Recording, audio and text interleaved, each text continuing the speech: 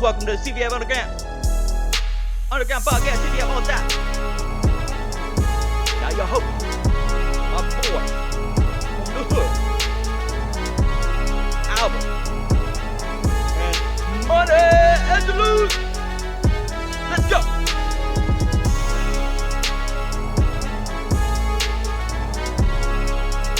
Goal, goal, goal, goal, goal, goal, goal, goal, goal. Hola y bienvenido al Barca Subterráneo. They capture the flag. Todo CTF todo el tiempo. Démosle la bienvenida a sus anfitriones, Alberto y Angelos.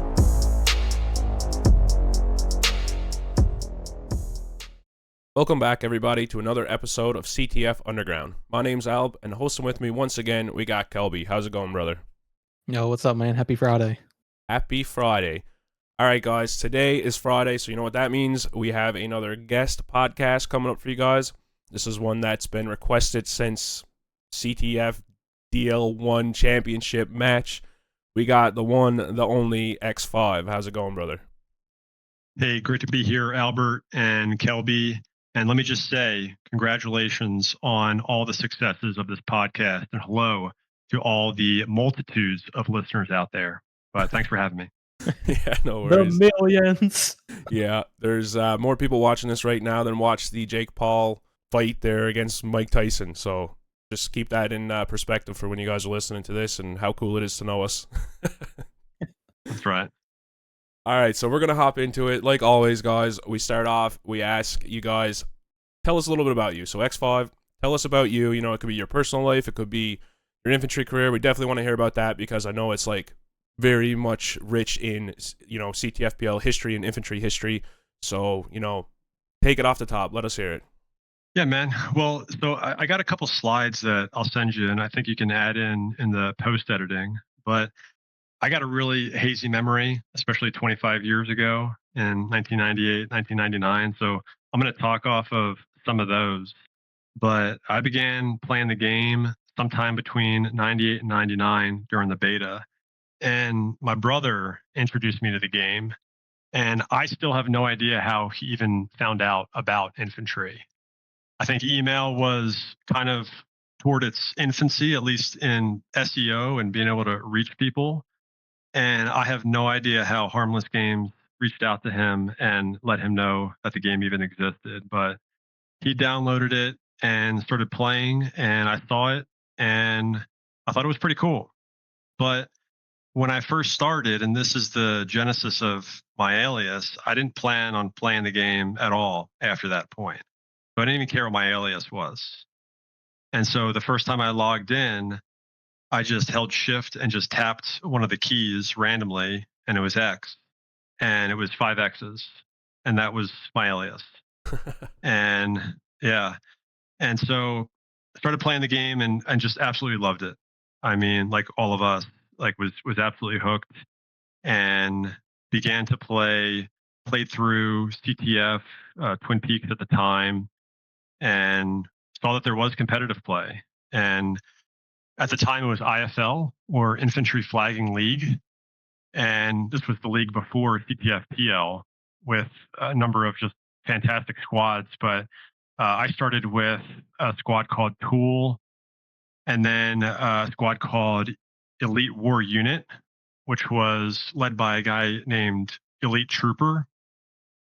And then I got tied into Dark Slayers. And really at the time it was Dark Slayers and One Spirit that were kind of the OG squads. Shadow Syndicate, obviously, but they were kind of new at the time, and was fortunate enough to be able to get scouted by and then recruited into Dark Slayers. And the way it used to work was you'd play in the pub and you were good there, and you'd have someone speccing you. And at the time it was Wen, or WEN. And Wen was the co-captain at the time of DS, and just, I guess, saw what he liked, invited me to a practice, came to the practice, and I guess impressed them, and was invited to join the squad. So I was with them in IFL and pre-IFL, played a few matches, and then I don't recall exactly why, but I left DS. And then I got linked in with, at the time, I don't recall his name, if it was Tenix or it was Lothlorien, actually. So Lothlorien had the squad Lost Society and joined that with him. And then also got linked in then with some of these other guys in Knee Knights. And with Knee Knights, we had a number of guys, and you'll recognize some of them here shortly, that were really good at the game. And we played a few matches, did pretty well. We played squads like MPT or Murderous Plush Toys, VTech, and a number of others. And then eventually that squad faded, and we made another squad called Black Dragon Society. So the captain there was Cypher at the time, and we had a number of guys that stayed with it, but it was really Cypher, Jericho, and myself. And then we had guys like Blizzard 911, Monk, Attack, Skill, Dark Angel, Firefox, who stuck around, one of the best medics to ever play the game. A guy named Emperor XX, one of the OGs, listed their primary class, heavy weapons, and a number of others. Goose, Saney, Daventry, Cubic, and even made the website, the original website. So just wanted to lay that out. You guys talk about, BDS brothers. Well, maybe I'm the BDS Pop. All right, the Grand Pop. All right, and glad to be that. But We never knew. but played with them and left, and then went back to DS. And I completely acknowledge might have been the worst call of anyone's career, having lost out on all of those championships. But frankly, I wasn't playing the game at the time anyway, so it's all good. And I still just love DS.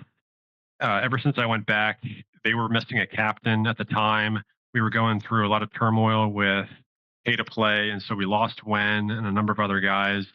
And they asked me to come back. They needed some leadership. I did, and eventually was made the new captain.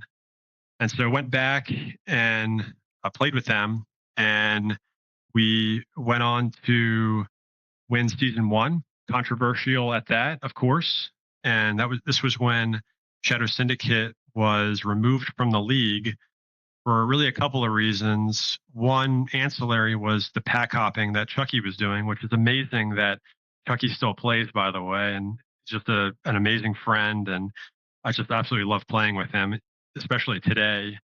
But Chucky was pack hopping, but then also he was unspec'd, and this is really the reason they were removed. He was unspec'd in the game and began to TK turrets. And this was okay, or it seemed okay by Shadow Syndicate at the time. They argued with the ref, and then eventually argued with the admin, Deke, at the time, and he removed them from the league. And so that was really our path to the championship, because I fully acknowledge we probably would have lost to SS. But we got to play the number 3 squad, which was Epidemic, and we were able to win and get that first title.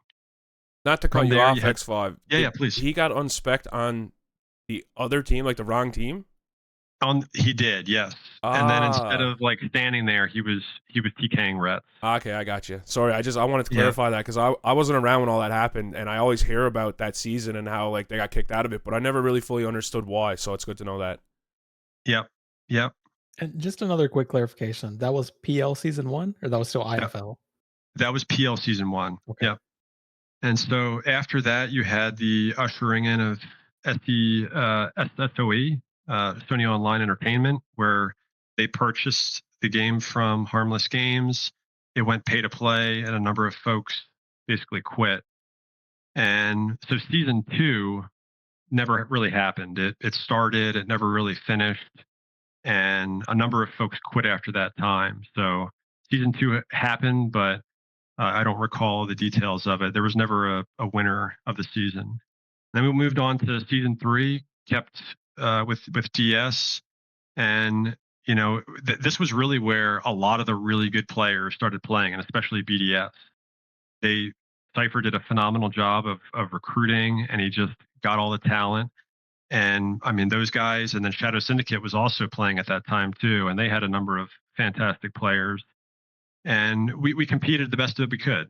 And we didn't win season 3 or 4, but we were always competitive. We were always there. We practiced pretty often, and really just the group of guys that I played with was why I was playing. It was so much fun to play with them. They were super loyal to DS. We would take our licks, but we'd come back. We'd figure out how to get better. And frankly, I'd always be the underdog in all of these situations. That's the way I live my life, and that's the way I like to play here, where I'd rather be counted out and discounted and underestimated and then win than be the top guy and have all the pressure. And so played season 3 and season 4, and then I have here the posting that I made on the DS website about why I quit. So at the time I was at college and I was playing college football and at school and was just really busy. And the main driver though was my internet. So I say in the post here that my average MS was 1,000 MS Oh, on infantry. So I couldn't even unspec, Yeah. which isn't terrible from a captain's perspective, but I just loved the game. I wanted to play and I couldn't. And so I just felt it was time for me to step down. I did. I was able to focus on school and sport. And then I really never came back until, at least in any consistent form, until this past summer, which I'll get to. But then graduated college, went to grad school, and then joined the Marine Corps. And I've been here since in the Marine Corps as an active duty officer. And I'm currently stationed in Southern California with my wife and 4 kids. Oh, wow, you're busy. yeah. You mentioned so you kind of left after it sounded like season 4, correct me if I'm wrong. Was anyone else then running Dark Slayers in your absence, or was Dark Slayers just gone at that point? Yeah, I even mentioned in the post here that I stepped down and gave it to Tough Luck. Okay. And I understand that he had it for a season, and then we disbanded after that point. I do remember too. I think, and correct me if I'm wrong, Dende, but wasn't this when Lesbian Cabbage was forming as well? It sounds right to me. So my PL experience is I leached away into Spec Info for BDS like season 3 and 4 because I knew Pack. And then season 5, I think that was the Heinrich's Point season. I was on Vantage. And maybe right after that, it was Lesbian Cabbage, like season 6 or late 5. So that sounds right. I remember playing on Lesbian Cabbage in PL, and that just did not go well at all. Yeah. We Well, were I beating remember up the bad scrimming you. squads and just getting crushed by the decent squads. Yeah. Well, I remember scrimming you guys, and I mean that's how I knew you, Dende, was Yeah. from CTFX, and you brought all those players over with Adroit and Optimus Correct. Prime and all these guys. And I mean, when I left, I remember thinking like, there's no way that anyone's going to beat these guys. Like they have Yeah. such great coordination. Like I really think that you guys like invented storming and like that type of tempo play Right. where you're just pushing momentum, causing chaos. I mean, you still do it to this day as infill. Yeah. And I just remember thinking like, man, like there's no way anybody's going to beat these guys. Yeah, we talk a lot about chaos theory in the game, and I think it's not prevalent enough in our community. Like it's so underrated. Where take an Enfil and just storm, and we're a deep attached to a JT, and it can just break a base that's been 500 plus talks in the positive the whole game. And squads don't seem to think that way. It's all very straightforward and has been since I don't know season 7 onward. It's like this 5v5 base, and then whoever gets to swing builds an advantage. Albert can talk about swing advantages because Newfie won 2 championships doing it with a strong defense. But, like, just taking that risk, and I've mentioned on other casts before, like, coming from CTFX, I didn't know 5v5. Like, when I was learning to play the zone from Adept and Cal and Opt and these guys, we played, like, 3s and 7s. We're gonna leave 3 at home, we'll buy you 12 seconds, these other 7 better get the flags out. So, I have a very different view than a lot do in the zone, but it's cool to think back that, yeah, we did try it. I don't know if you guys remember, but it was very different item sets between, like, CTFPL or Twin Peaks and then CTFX. Like all the bullets were larger projectiles, easier to hit. Armor was more absorbent, I think, in CTFX. Like our skill level from CTFX as Lesbian Cabbage did not translate to PL right away. We were not that great at it. I kind of Yeah, remember watching. I guess it was around season 4 or 5, X5, if that's when you gave it up, because I mentioned this earlier before we started, but life friend Smeagol was on Dark Slayers, and like he talked a lot about you, so it was when you were active. But I do remember watching Lesbian Cabbage in there, and what I found from Spec was they were dueling a lot of AR, not a lot of Drain. They were just trying to fight with AR. So I can see what you mean by that. I mean, that's what the core was made up of. You look at Adapt, Optimus Prime, CalNad. These guys were the duelers shut the fuck up macros, as far as I know from the origin. There were only a few of us that liked to play with a shotgun. The rest were like, let's AR and RG. So it wasn't the greatest match when we tried to go to PL, but luckily some of us found our way and got to compete on some pretty high tier squads. I do want to ask you a question, staying on the topic of Darkslayers X5. Do you have like one core memory that stands out as like, this was the peak? This was my favorite moment with Darkslayers? Is it that PL1 championship? Is it something else? What is it for you, if anything? Yeah, I mean, I would say nothing really beat winning the championship, and just really looking back and seeing how we're playing today. And I know you guys really get into the tactics and strategy here, but that ultimately not much has changed. Yep. Yes, I think there's a lot of meta changes overall, but like the nature of the game is still relatively the same. And I look at that roster, and Spiegel came later, by the way, and again, one of the best fighting engineers to ever play the game. Phenomenal. But as I look back at that season one roster, we were running a 3M one O heavy SL O, and our O was comprised of myself, Wen, Dark Cloud as infantries, and then Shugo Tenchi as O heavy, and then we had Captain Axe as SL. And so like, which again, he's getting a lot of attention now, as he should, as I think the OG of SL. He's really the one that modernized it. Everyone that's playing SL, I would say Hearthbull, of course, as well, but really teaching everyone how it should be played, and he's been doing it for years. And And so he's really good, dude. Yeah, he's amazing at the game, and he's also a really good dude. He's a phenomenal human. He's great to play with. He's super smart, and yeah, you guys are really lucky to have him, Albert. Yeah, I agree. I said to him, like, after our first game, I was like, dude, I've never played with you, and like I came after he gave up playing, and like I told him I never had the chance to play with you or play against you, but for a guy who like quit a long time ago and just came back, like, you are really good at the game, and like I'm very fortunate that we got you, and I think that it was definitely a value pick when we got him in the draft, and I think that he's going to go a lot higher. Like, I know everyone wants to get like maybe an engineer or something a little bit higher up, but dude, he is a game changer, and he's very impactful in the game. So, and like you said, he's like a great person. He's just chill out, doesn't scream or anything. He just shoots the shit with you. He's very like respectful. Great person to have on a squad, man. 100%. I hope I get to play with him again. Yeah, and really that's really turning out to be one of the narratives for this season too, is SLs. Like you guys talked about it before in one of the previous podcasts, but that, a lot of people undervalue the importance of an SL and someone that's not going to die, that's going to EB for you, that's going to lay blanks and be a problem for that defense and make them think twice about pushing out too far and kind of pinning them to the FR. Like he's doing all those things. And as we've seen, not every SL can do that. A lot of people, talk a lot of game. They think they can play SL until they got to go and play it, and then they get cleared a number of times, especially against a good medic. So yeah, he's been phenomenal. It's been so great to see him play, and wish him the best in this season.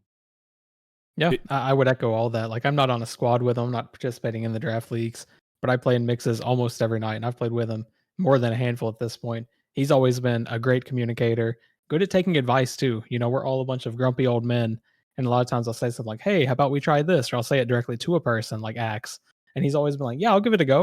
And it's like, okay, well, this is very refreshing. Like, he stands out in the community as someone you definitely want on your team in any capacity. It seems like. I agree with that. X5, did you play a role or have your hand in getting him to return, or was that ZMN, or like how did that go down? You mean returning to the game this summer? Yeah. Yeah. Yeah, I mean, I was playing with Tyrael in other games. So we were playing on WoW and a couple of others. And so I was just notified on Discord that it was on Steam and instantly downloaded it and couldn't believe it was a thing.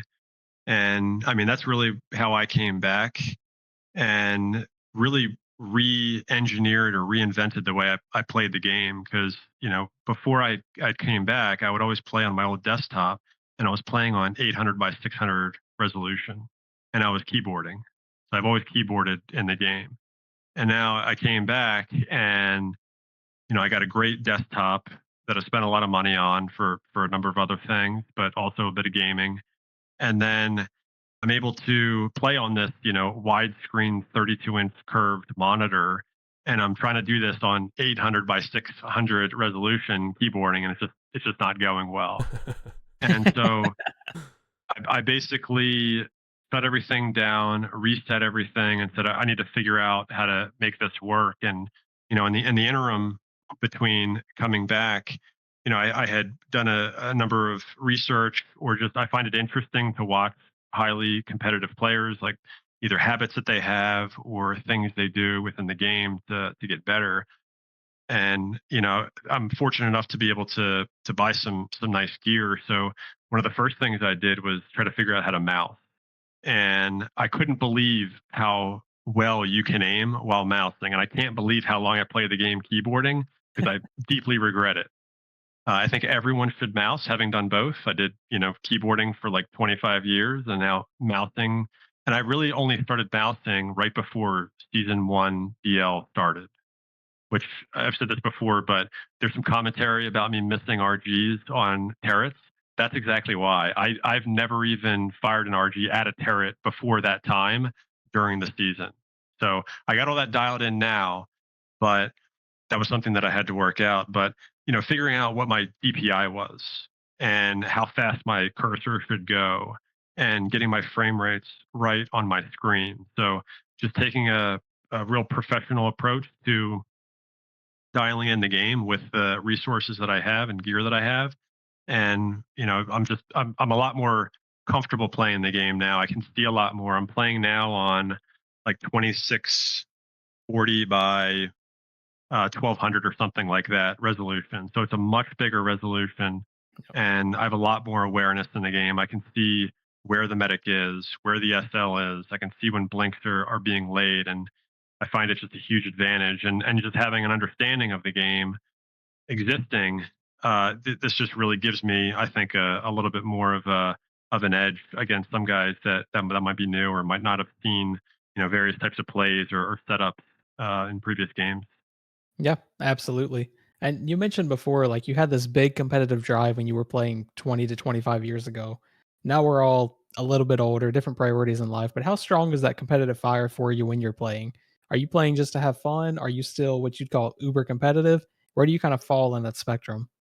Yeah, I mean, I've always been competitive. Like I said, I mean, I played high school and college football. I'm a Marine now, so I hate losing and I love to win in whatever it is. And so, yeah, I mean, I still have it, and it was great during CTFDL season one, because we were able to kind of harness some of that, not just with me, but with a number of the guys on that roster, and also kind of prove some guys wrong as well, because we were kind of getting some bad rap, some ideas that we had a bunch of faded people. We don't know who these people are on the roster. I think some of the commentary was, Yep. and I haven't seen these guys for years. And I mean, we thankfully we had Decker as the captain, and going through that draft, we immediately got into a chat together. I mean, we were already in the DS chat, but got into a squad chat with guys we hadn't known, like Flair, and immediately just started talking about who our next pick would be, and just jiving instantaneously. And we just had some great chemistry there. And but part of that too was kind of proving the some of the folks in the community wrong, that we actually have skill, that a lot of the games that we played, like I go back to season one, we played 30 games in season one in CTFPL. And so that was just CTFPL. You go back to IFL, we're playing best of three. We're playing upwards of 60 games per season. And so, like, we played this game so much, and yes, like the tactics weren't the same or weren't as high tempo, but all the basics were there for dueling or aiming, finishing targets, draining, bullet mines, and then just the swings and the tempo of the game. We called it flex back then. And yeah, so we really honed that. And it was great to play with some of the players that we played with, like Flair. I never played with him before, but he was absolutely amazing to play with. Such a nice guy and so smart in this game. I was blown away. So hopefully you guys can maybe get him on once he gets freed up, Yeah. doing baby duty. But he was just phenomenal to work with, and then some of the skirm guys, Sabotage, Colossal, Doris, all those guys were great to work with, and then obviously all the other guys that we had from DS and some of the other squads. So yeah, so that was really it, and I think that I still have the edge. I don't think I care as much as I did when I was 15, 16 because I'm almost 40 and I'm playing this game. But yeah, I definitely relive a little bit of that and bring that to at least like the OVDs, the mixes, and then this league. And I love hearing you talk about it and like talk about how you were coming up through and how you wanted to be the underdog and just hearing your competitiveness and like just how you speak about the game and when you're a captain and just playing with these people and stuff. It really reminds me of when I was playing it too, and like Newfie was a huge underdog both seasons, and we were able to fight our way to the top. So I really like that. I feel like we feel similar about the game and like our competitiveness and always wanting to win, especially like in mixes, OVDs. Like as long as it's not people yelling, like I will lead while I'm playing. And I hear you doing it on comms too. So I feel like we look at the game a lot alike and like just how we perceive it and stuff. So what I want to know is, because I used to be an admin, I used to make some decision making. I know that you had some really good ideas as well. So I want to know from your side, what would you have done differently, with the game and the league? So I know like, you had some points you brought up about pub play before when everyone was getting back this summer. I wasn't around for that. I kind of only just seen some like old messages on the forums and stuff about it. But I want to know like your opinion on what you would have did differently for the game and then for the league. Like what would you have changed in the draft league? I know you're full of ideas and stuff and you have your opinion, so I want to hear what those are. Well, in terms of the game, it's no secret that I do think that pub is critically important to this game, and especially for growing the player population. And I don't think that there's a lot of disagreement there, but there's a lot of pushback on that, and a lot of it I think is a bit unwarranted because we all have the same interest in mind. Like we all want to grow this game, see it succeed, get the biggest player base possible, play the leagues, and have fun in the game. But I do think that pub continues to be important. I do wish that we put more of an emphasis on it. And I've had a number of either old friends or people log on that have left because they haven't been able to play the game. And the game is the pub, just as a basketball court exists over in a park, down the street from my house. Like that is the game. It's the court, and you have a ball, and you can go play. And I can just roll up and I can go shoot hoops anytime I want. I can't do that right now with infantry. I have to have some kind of organized play happen. And I'm all about organized play. I by far have the most fun in organized play and competitive play. I think we all do. But I think we do need to look as a community at how we can grow the player base and that it may require some sacrifices in the short term so that we can grow this thing in the long term.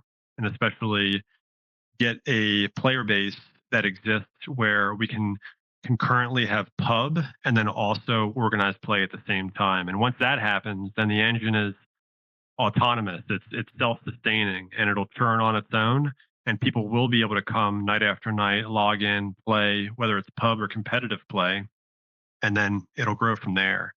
But I do think that might require a sacrifice, which I'm not sure that we're able to do. And it might require like a moratorium on organized play in order to let pub play happen. And maybe we grow the player base to where if we can get pub to 100 consistent players every night, then we can start to branch off and maybe start with OVDs while pub can play at the same time and then eventually grow more and then be able to do mixes or other things. And then I think there's other ways that we can address this with kind of like what WoW does with the being able to get into a queue and kind of queue for a game. And so perhaps that's a solution, and working with some people on how to implement that into the game, but kind of do like a scramble where, and there's a, I think, nascent form of that now in mixes and question mark mix, but to be able to do organized play while pub happens in the same arena, through that engine or mechanism, I think that could be beneficial. But of course, that would take a lot of time and labor in putting that together. So I think pub is one, and then I think in terms of the league, I mean, I'm super happy with the league. The fact that we're even playing the game, I don't discount, and I'm super thankful for. So everyone that's been involved in putting that together, I mean, I'm incredibly appreciative of that. And so, I don't have a huge expectation for it. I mean, it exists, and I'm happy with that. But if we did make it better, I think we could do things like sudden death better. I think the dampening that we have now is a step up from what we had last season, where the flags would randomly spawn. Yeah.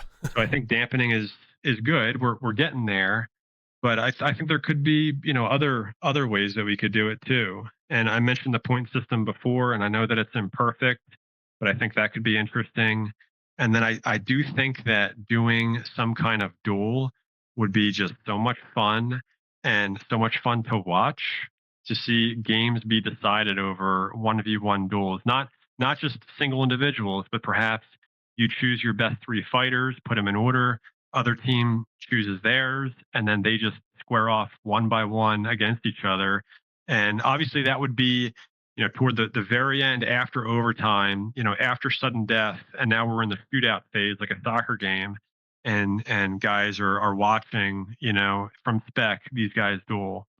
So maybe in the future, or maybe even that's how home or away is decided, by just a duel in the beginning, and that's how we figure that out. So yeah, I mean, that's really all I have right now on that. But again, I'm just super thankful that the game exists, and again, I commend everyone involved in making that happen.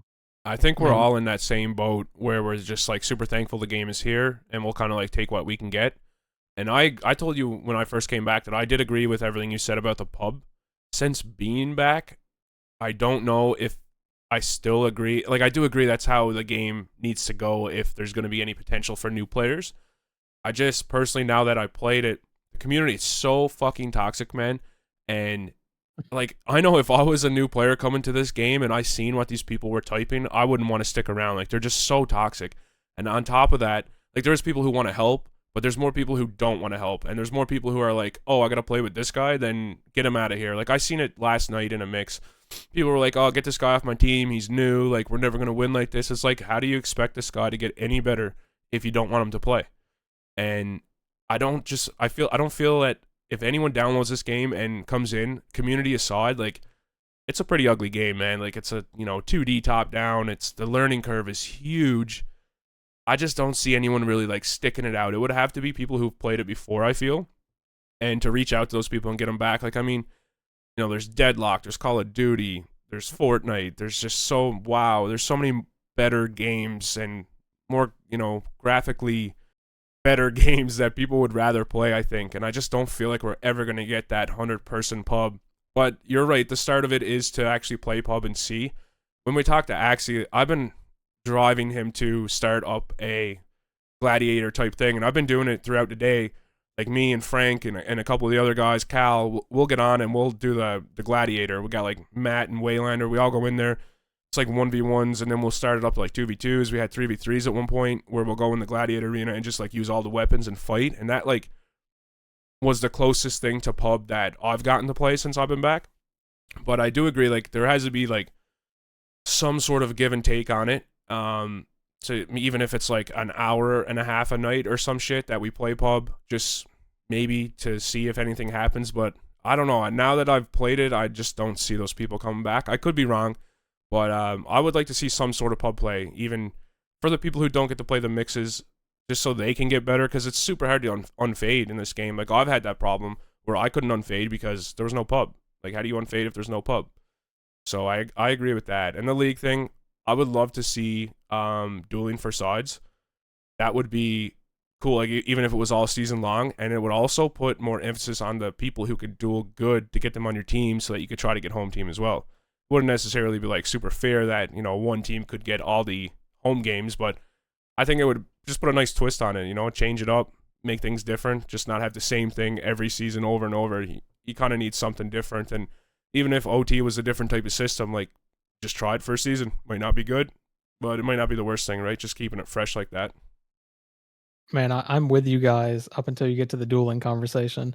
But unlike X5, I'm still just a keyboard nerd. I am not a good dueler. I don't want to see dueling have any significant impact on the competitive integrity of CTF. I might lose to a sentry. Like, I'll run out of ammo. I can see that, but that's why you draft your team for it. You know what I mean? Yeah, just draft all the mousers. That's what I heard. Yeah. So, I do want to pivot away a little bit. Let's go back. X5, you were quick to talk about the success you experienced in the first draft league with the Care Bear squad. Now we're kind of in the middle as we record this of the second draft league, and your squad's currently at the bottom. Things are looking grim for what I'm hearing from multiple people in your squad. Could you tell us any of the differences that you've experienced from the success of Care Bears to the struggles of Cuck thus far? Yeah, well, on CBC, we just really never had attendance issues. Everyone was showing up, everyone came to practice on time, they were ready to go. And then we had a bunch of vets that knew how to run practice. So they were highly effective and it was efficient and we weren't wasting time. And while we do have a lot of those folks on this squad, we just had, I think, so many more on CBC and guys that were just really hungry. And not to say that these guys are not hungry, they are. And I'll get to what the way forward I think looks like. But I do see a difference there. But I think we can make up for it rather. Where we lost Worth, which is a huge blow to our lineup because it just shakes everything up and we can't really get everybody in the right spot. But that's a reality that we have to deal with, and it's all good. And we're really just looking at a disparity in I think just like an overall understanding of the total game. But I think that that's a learning curve that's happening now, and that we will achieve if we haven't achieved it already going into this week. So I'm super confident in the squad. I think we have a phenomenal lineup when we can get everyone there. I think we have the best lineup, frankly, when we can as well. And I look back to those two losses that we had thus far, and you can make an argument that we lost by kind of a fluke way. The first time against Scissors, we were cleared, which seemingly, I mean, it was some amazing shots by Exodus on his RPG. Watching the video back, and then GT just getting cleared and kind of a lack of communication. But we had that happen, and then Lees did just a phenomenal job with coordination on that swing. I was playing the infantry at the time, and I think we're doing fine. And then all of a sudden, I think I'm dealing with a 5-man offense, and all of a sudden 9 of them show up.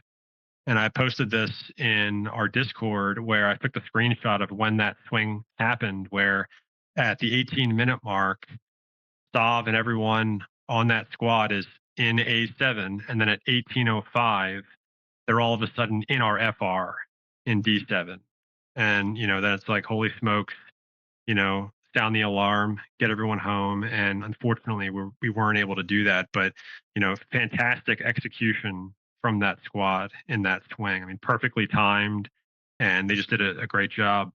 But we've learned from both of those losses, and I do think that all of the squads are going to go through a time of hardship. We did it last season, and that's something you have to go through.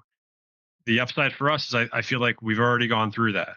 So I feel like we're on the ascent where everyone else might be on perhaps a descent, or they're due for a bad game. And so as I look to the rest of the season, I mean, we do still have a path to the championship.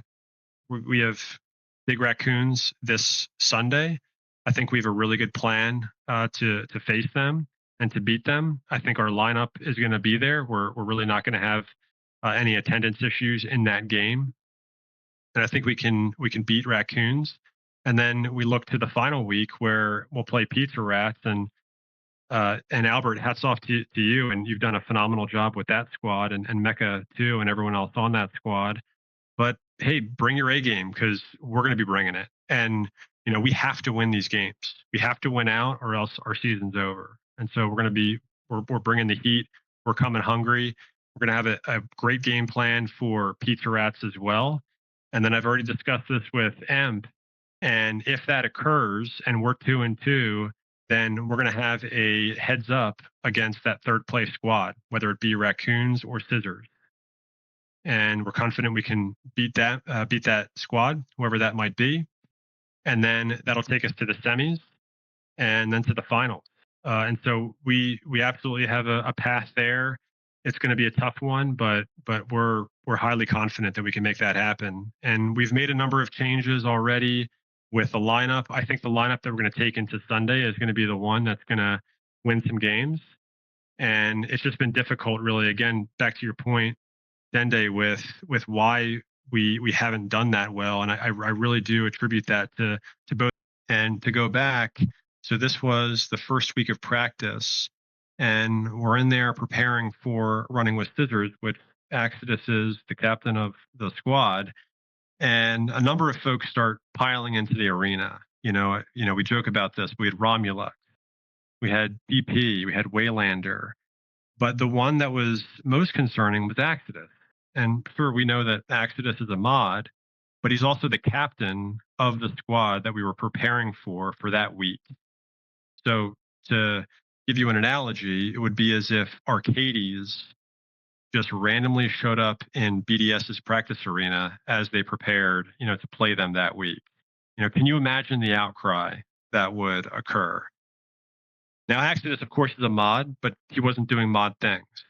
And I'll kind of get into my perspective of it. But I did make the post about it on Discord. And all I was trying to do was raise the issue, was trying to bring it to light so that, again, other squads weren't confronted with this. And I do think there's a bit of a inexperience or ignorance factor here. I mean, because you guys know, is this something that would be accepted, back in early PL or even like mid PL from an adversarial squad? Definitely Would not. you guys enter someone's arena? I'd say 20 years ago, no, it would have been a problem. Okay, yeah, huge problem. Yeah, so I just want to make sure that was the case. And so obviously all of us on that squad, many of us on that squad on CUC are veterans. We've been around a long time. And so we just thought it was like a huge problem. Yep. And so made the post about it.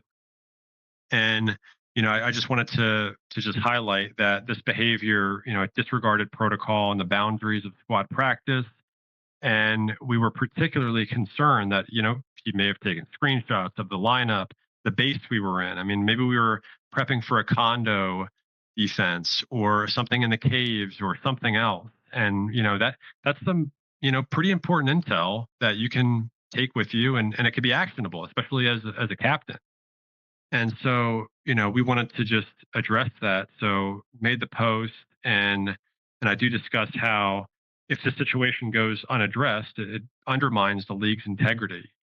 And so following the post, and let me just back up a second, actually, before I go into that and go into Exodus's response on Discord.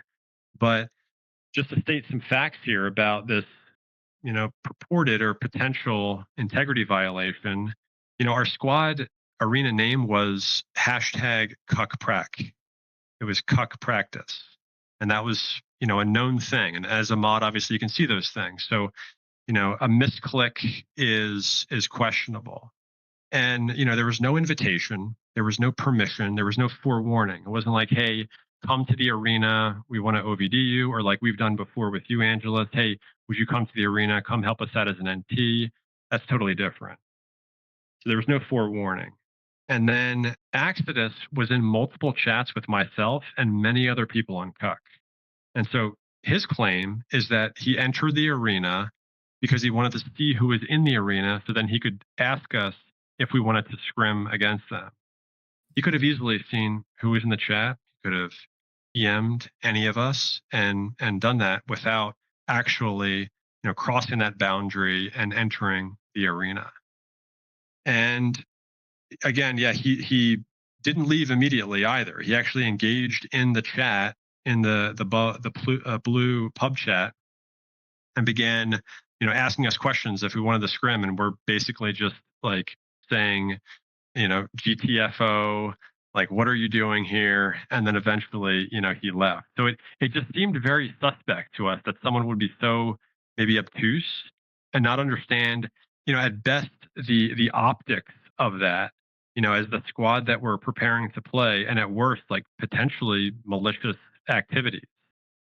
And so wanted to address this other point here that he made on Discord about how, you know, I raised the point, and then the response is, he says, I'm just blocking people who cause drama going forward. Work 3 jobs essentially, and the small amount of time I get to decompress in this stupid ass game is spent being accused of stealing strategies intel. And then he says, and this is what I want to address, I've lost count of the number of dumbass questions I've been asked in private message by X5 to do this or that, which I've obliged many times. Have fun being blocked now, dumbass.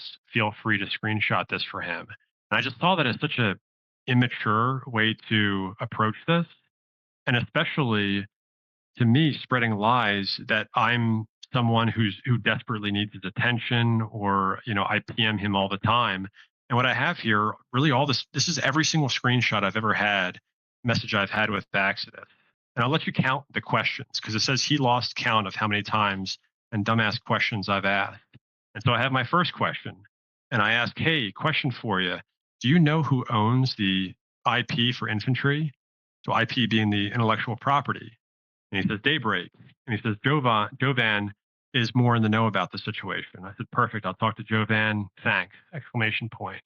And, that was one question. That was the first question. Might have implications for the future. We are looking at buying infantry's IP, but that's probably a conversation for another time. But that was question one.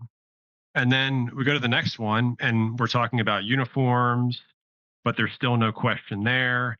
The next one in September, we're talking about hexadecimal format and different colors, and we're still on question one. In fact, he's asking me questions back there. And then question two, I'm reporting a bug, a legitimate bug within the game, where you can heal the turret box itself when you drop it with Tidox with engineer repair, which to me is no bueno. Often I'll drop the turret box, I'll go to heal my ret, and I'm actually healing the turret box, and I lose 5 tox because of it. Huge problem. But I mentioned it to him. That is question two. He doesn't know how to fix it. I said, okay, cool. Thank you anyway. Very cordial. And then I reported another bug, which is FYI, minerals disappear from the dropship if you drop them there. And this was October 19th. And then he said, I know the issue, will hotfix momentarily. So again, just reporting something I think pretty important. I was in a game, I dropped my tox in the DS, and then like 2 seconds later, that completely just poofed and disappeared. So yeah, probably something to address, which he did, and I appreciate that for him. And then last one, question three is, this is in October. This is October 26th. Can we change Arena 1 back to Public 1? I feel like this was a psyop to deter pub play, winky face. And then he says it's defined outside of the CTF script, so I wouldn't be able to change it, and with a pondering emoji. And so, yeah, so all good there. And that was question three. Those are the only times I've ever interacted with Exodus. We did a little bit of skirm early on, but I just wanted to show you that that's the case. And I've never talked to him before the summer. And, so I think that it's important to kind of air that, and for everyone out there, like, don't believe everything that you read. And there are kind of propaganda efforts against a lot of people when they say things. And so I'll leave it to the community. I mean, they can look at it. He mentioned the podcast that I'm sending negative energy. I'm not sure that I'm doing that. I simply raised a legitimate claim about someone entering a private arena. We don't have the Constitution, in infantry. It'd be nice if we did, but where's our Fourth Amendment rights of, unreasonable search and seizure? And then I just wanted to address those, what I saw as lies, and then perhaps slandering or besmirching my name and then blocking me. So that's really all I have there. But again, and Exodus, if you're listening, we're buddies. I appreciate everything you do for this game. I don't discount what you do. I just ask you to be transparent and honest about everything. And, we haven't had any other issues since this time. So I think, the point's been made. I don't frankly need to talk about this anymore and don't really want to either. But hopefully it's all just water under the bridge and we can all move on with our lives. Yeah, and it sounds like a lot of this stemmed from the practice incident. And we can go back about half an hour when I asked you, would you say you're uber competitive? Based on the response that came out of that, I don't know why I had to ask the question. You are competitive, you want things to be held to some, integrity standard in the game, and you want it to be fair for everyone, equal, to where they all have the same chance. I think, not trying to defend Axis, just speaking objectively, I don't think he was around back in the CTFPL days. And, Axie, if you're listening and I'm wrong about this, my bad. I just don't remember. He probably just doesn't understand the significance of the private arenas and everything. I doubt he had the ill intent, but at the same time, you talked about it yourself, Grandpa BDS over here. Back in our day, that would be a problem. Like we'd be yelling, "What the fuck are you doing in here, Albert? Get out of my arena right now!" And he would just stay. But life. Yeah, and either way, we took the L, so it didn't matter, and we got smoked by Scissors. So hats off to them again, and It's just life. congratulations on that win. But I'm glad you concluded that the way you did. We are just a bunch of old nerds playing a game, so hopefully these quote unquote grudges people see aren't as serious as people think they are.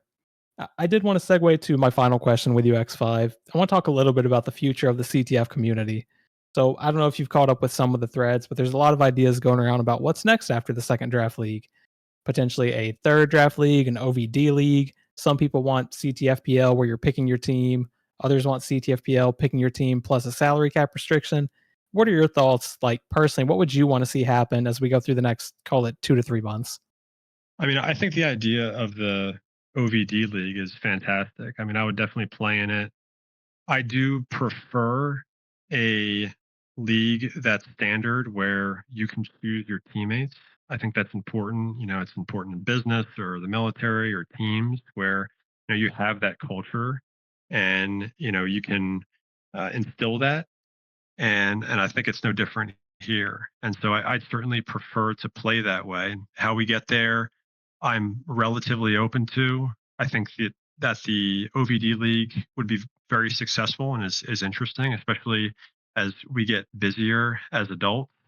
I find it harder and harder to be able to break time away and sit at the computer and get away from my kids and have that time for like a full 45 minute, maybe 60-minute game. Now we haven't had that yet, but we hope to soon. But hopefully have those games, but maybe make them shorter. And so maybe an OVD league is better for where the community's at now, and I would certainly be open to that. But I think just the idea of being able to choose your teammates and strategize together, and we have a whole Dark Slayers Discord where we're constantly posting overlays and ideas for ret setups and different types of strategies. And we keep that close hold, but it'd be nice to play with all those guys and employ some of those things because there used to be so much more.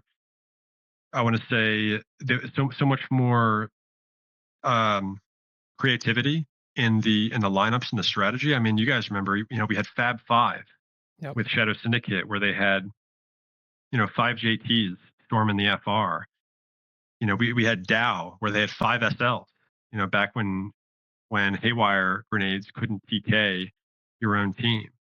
And I do think that there's a component of pub play there where a lot of that testing takes place, or at least those players get comfortable with those classes. I think a lot of that's been kind of stifled, and so the meta has been slow to change. But then I also just think that so much creativity comes out of that and diverse play. And I'd love to see that back again where guys are just trying different things. I'd love to see Flares engineer and the Don't whole encourage swapping out that. of Come on. yeah. I think it's great. I love all that stuff. I think that's one of the things that makes this game so great is the potential for different lineups. And I'm fully against any kind of class restrictions. I know my good buddy Tyrael, who I haven't talked about much here, but he's talking about how he wants to limit infills, and I Yep. disagree with that. I think there should be no limitations on classes. if you want to run 10 medics, then and you have a strategy around that, and you want to take 201 or 86 with 10 medics, I think that would be so much fun. I would love that. So I'm all about it, and that's generally how I'd like to see the league going forward. Yep, appreciate that feedback. And just for what it's worth, a couple weeks ago, I did call out on a cast. I'd love someone to run a medic on offense. Don't limit yourself to one medic. Let's get a second medic in there. There's 2 weeks left. Someone's not going to let me down. Just like Axis's team has not let me down with the JT heavy offense. So I'm Let's challenging do you it. and everyone else. Get that medic to offense. I want to see it. Yeah, I like it. I love that you're like me and Kelby are the same way with no class restrictions on infills or any other class for that matter. So I love that you think that way too. It's cool when like, you know, you're I'm gonna say the leader of that group in my opinion. And you know, the DS group we'll say, and most of them want it to be changed, but you're on the outside being like, no, keep it the same. Let's change up the meta, you know, don't put any restrictions on this stuff. So I think that that's pretty cool in my opinion that, you know, you're thinking differently than your group. And I like that you guys are like still talking in a Discord and stuff. And if we do come back, I guess that means that you would make a like PL, I mean, comes back, you would make a squad. Is that right? Yeah, I mean, I got to look at it with my personal life and family, but right now I probably would, and I'm kind of gearing towards that. But life happens, work happens. Again, I'm still in the military. Deployments happen, and so I'm kind of careful about that. But right now, I absolutely would if a league form. I love that. I would love to see that come back, man. I like I said before, I didn't get to play with or against you in the past, or you know, I listened to little bits of your leading on comms in mixes right now, which obviously isn't the full thing. So it would be cool to see, you know, an old player pop a BDS come back and lead a squad again. It would be great to see, and I think it would be good for like infantry as a whole just to get that history back. I'm always reaching out to those guys and trying to get them back because to your point, I would always love to play with, Cypher again, Arcades again. Pretty sure Tyrael knows where Arcades is. I think he's a dentist in Florida, so he might be working that angle. But yeah, I'd love to see those guys back too. All right, guys. So with that, we're gonna end it there. Great podcast. That was one of the more entertaining ones. Lots of history for CTF, and anyone who's new, you know, you could learn a little bit about this. Kelby, thanks again for hosting with me. I do appreciate it. And X5, thank you very much for coming on. We appreciate your time. And, I'm glad you got to speak your piece and get your, history out there for anyone who doesn't know you. But with that, guys, thanks you all for listening. We do appreciate it.